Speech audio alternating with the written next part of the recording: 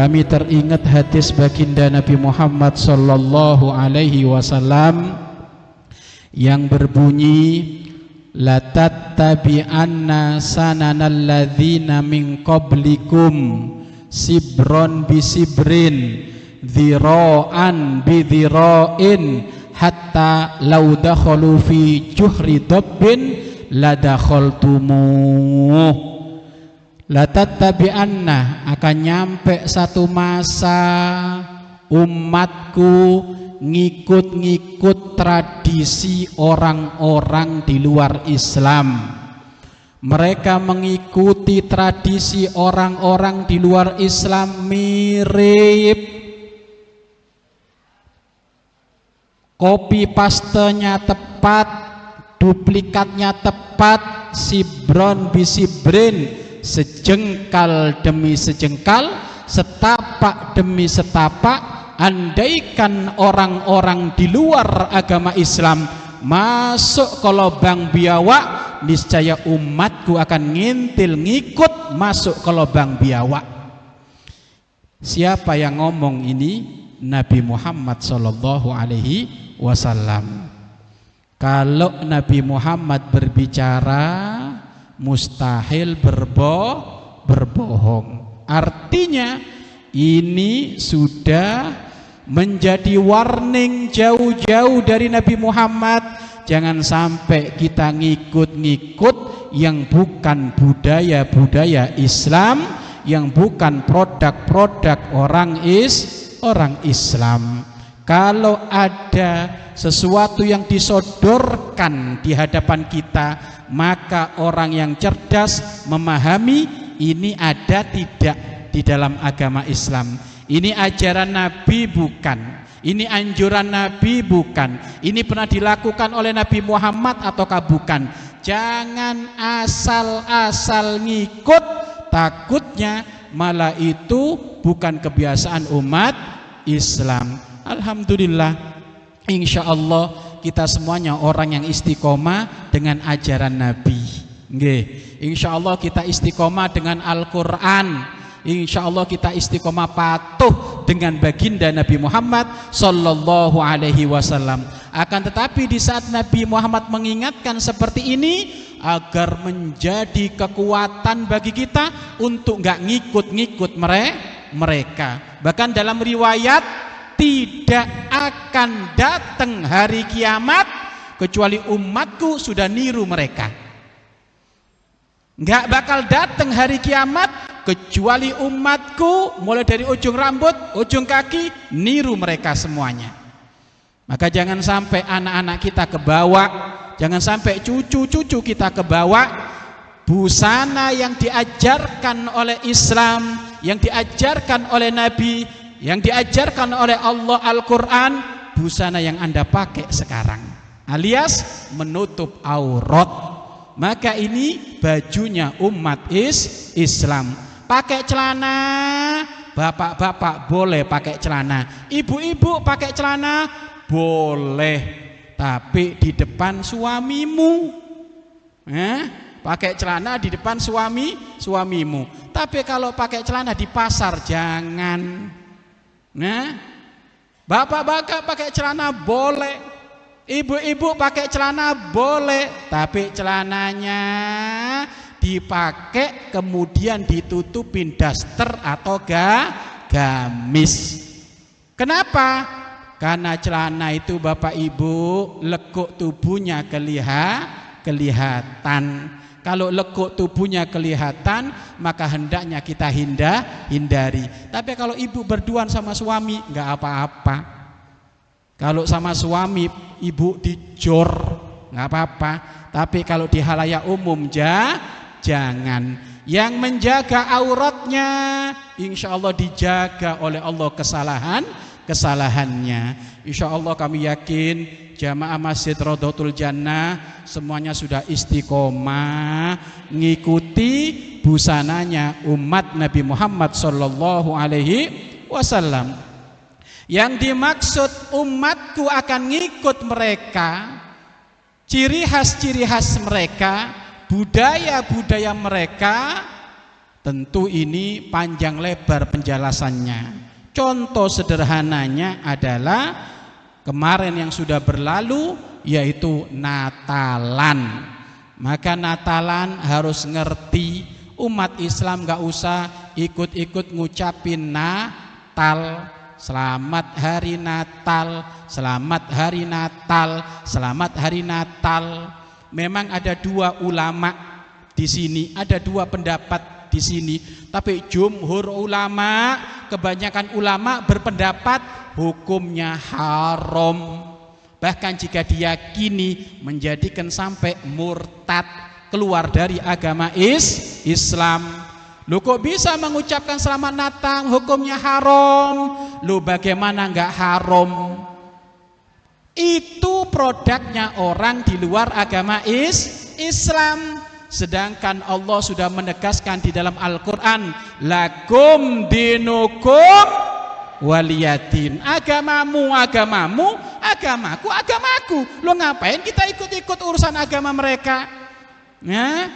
Kalau jenengan dikirimin ucapan selamat Natal, nggak usah jawab selamat Natal, cukup dijawab senyum sama lope-lope. Nah, ya, tahu lope-lope, ya kan? Artinya apa? Ya kita ucapkan, ya kita cinta, tapi nggak mengucapkan selamat Natal. Lah sekarang permasalahannya di mana Pak Ustadz, kok mengucapkan selamat Natal itu haram? Mengucapkan selamat Natal menjadi haram karena itu ciri khasnya mereka. Berurusan dengan agama mereka. Loh, berurusan dengan agama bagaimana, Abah? Urusan Natal itu Pak, selamat hari Natal itu mengucapkan selamat hari lahir Tuhan mereka. Kalau kita mengucapkan selamat hari Tuhan mereka, berarti kita mengucapkan selamat Allah ada sekutunya. Loh, Allah ada sekutunya. Kira-kira kalau Allah dibegitukan marah enggak? Ya marah. Maka umat Islam enggak boleh, ya, hukumnya haram, bahkan kalau diyakini sampai keluar dari agama Islam. Meyakini selamat Natal, aku yakini adanya Natal, oh keluar dari agama Islam, berarti meyakini ada Tuhan selain Allah. Jelas? Jelas. Maka enggak usah ikut-ikutan itu. Kalau dapat hadiah gimana? Dapat hadiah bingkisan dari Natal. Ini bagaimana? Kalau dapat hadiah dari orang di luar agama Islam, Bapak Ibu, selama tidak ada sangkut paut dengan agama mereka. Contoh, kamu ambil hadiah ini, tapi tolong ucapin selamat Natal. Nah, kalau kayak gitu hukumnya haram. Tapi kalau hanya hadiah-hadiah biasa, dibagi-bagi biasa, Bapak Ibu, itu enggak apa-apa. Hanya saja kalau makanan basah, ulama membahas kalau makanan basah diterima itu hukumnya makruh. Makruh, enggak sampai haram, hukumnya makruh. Kenapa?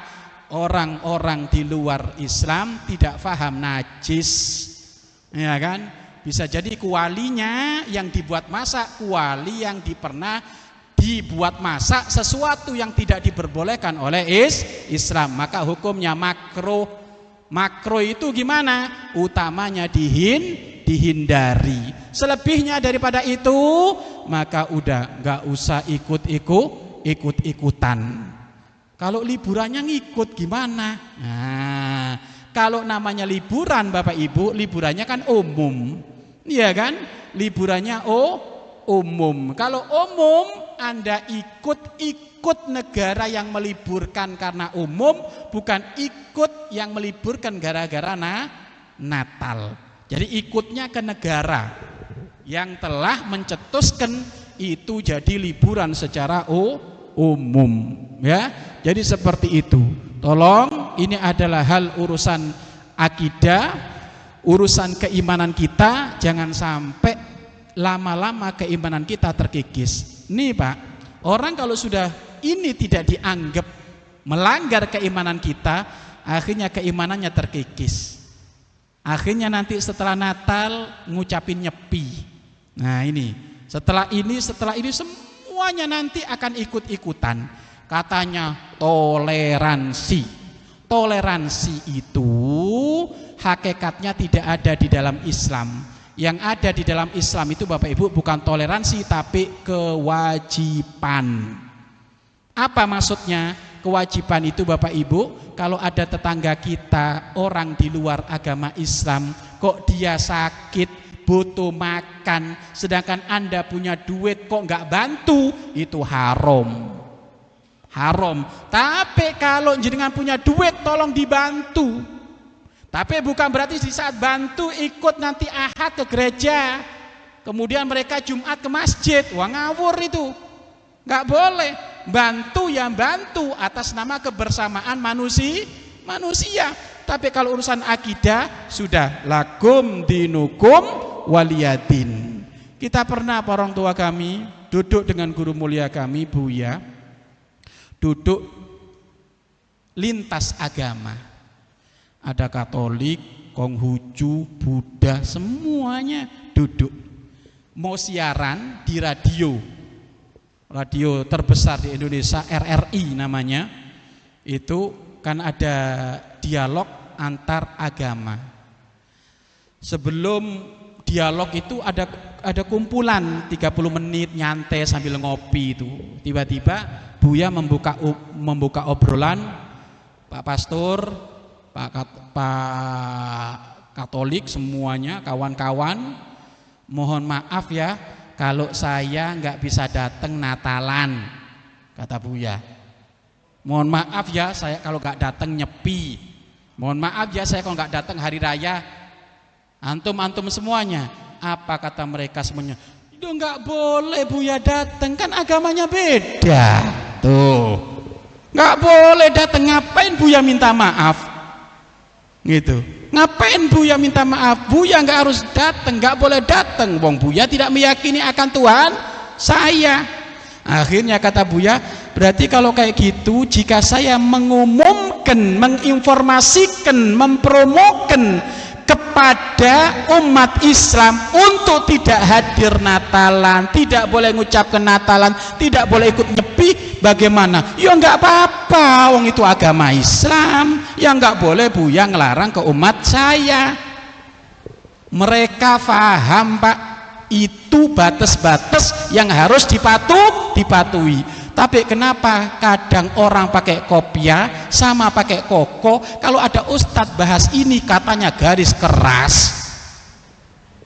Wah, Abbas Syekh ini kelihatan aslinya ini keras, kata.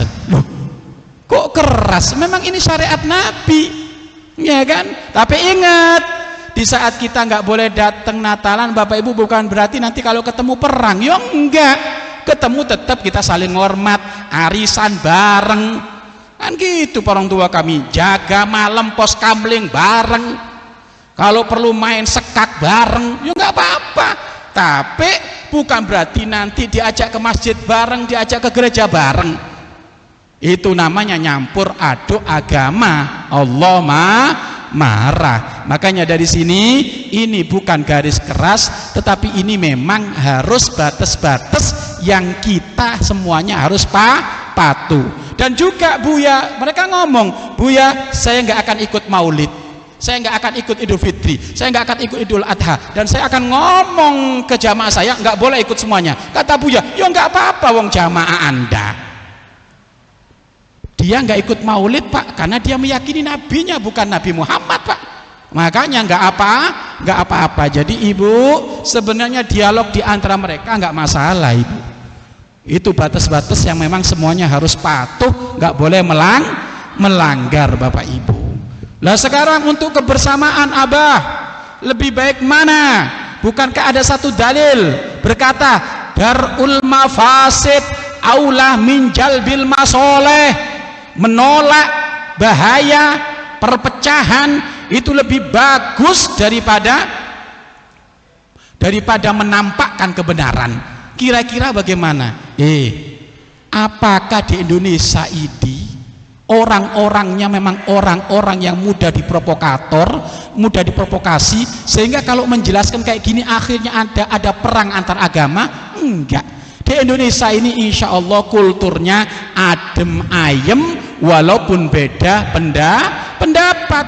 Kalau adem ayem Bapak Ibu sampaikan, kecuali di satu tempat yang jika menyampaikan kebenaran itu akhirnya menjadi kisru, mungkin ya kayak di India barangkali, ya kan, atau di mana ya, kalau mengucapkan nyepi atau nyembelih sapi kurban itu akan menjadi ketersinggungan oleh mereka, yaitu nggak usah ditampakkan dulu, ditahan dulu. Tapi Indonesia ini Bapak Ibu negara damai. Kalau negara damai ya kita tampakkan, kita jelaskan kebenaran tanpa ada melukai mereka semuanya Bapak Ibu. Jelas nggih?